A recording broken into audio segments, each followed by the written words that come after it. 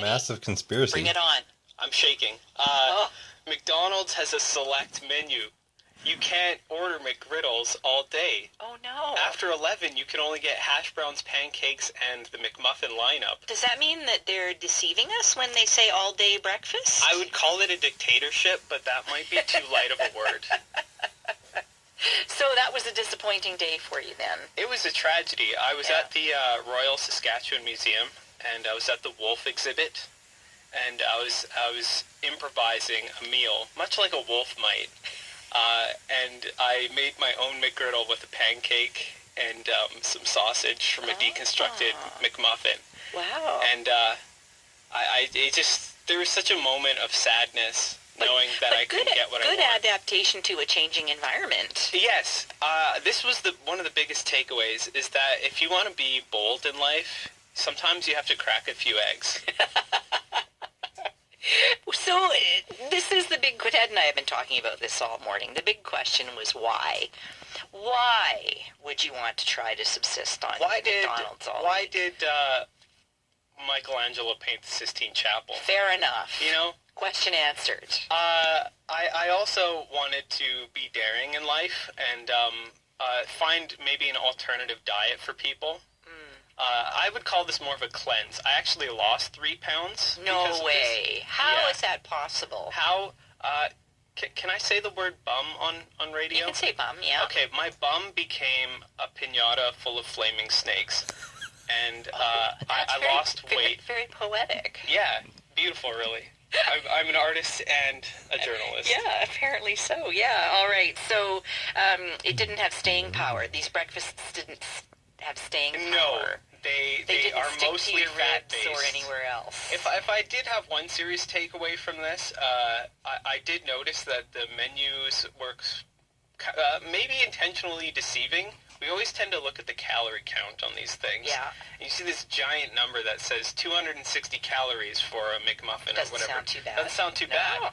But 11 grams of fat and sodium through the roof, you don't really tend to take that into account, but that fat, I racked up almost 200 grams of fat in one day, on the sausage day, hence the pinata bum full of snakes and we don't. It was good at the first time, but we don't need to come back. It's a good line, though. It's a good line, sure, yeah. Did you have McDonald's today? I did not. When did this end? Yes. What day is it? I've lost track of time.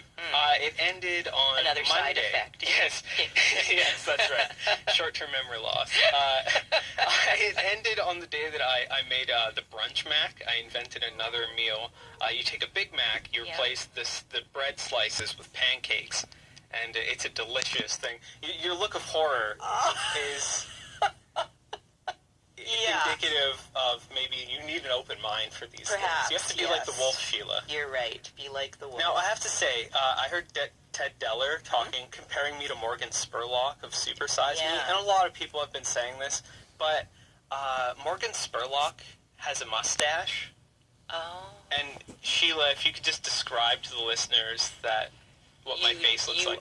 Yes, you are clean shaven. No mustache. Completely different story. Because your hair fell out after your experiment as well? Facial hair fell out? This is a tragedy of just being a man-child.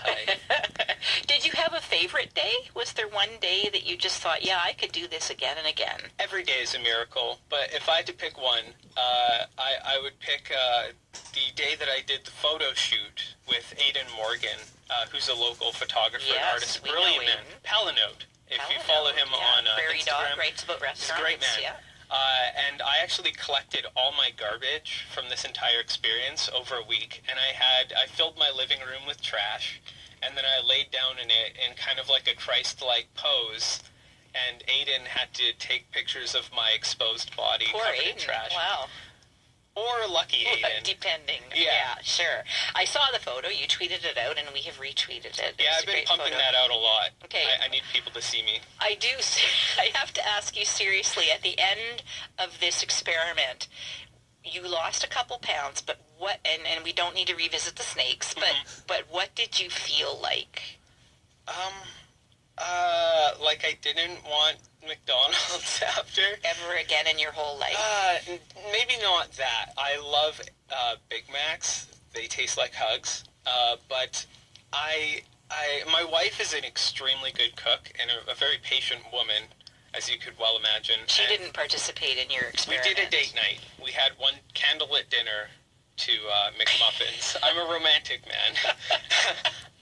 And she is a very good cook, extremely good cook, and I think that when I was eating McDonald's, it was like breaking her heart. Yeah. Because she couldn't take care of me. Ripping it right out, eh? Yeah. Yeah, wow.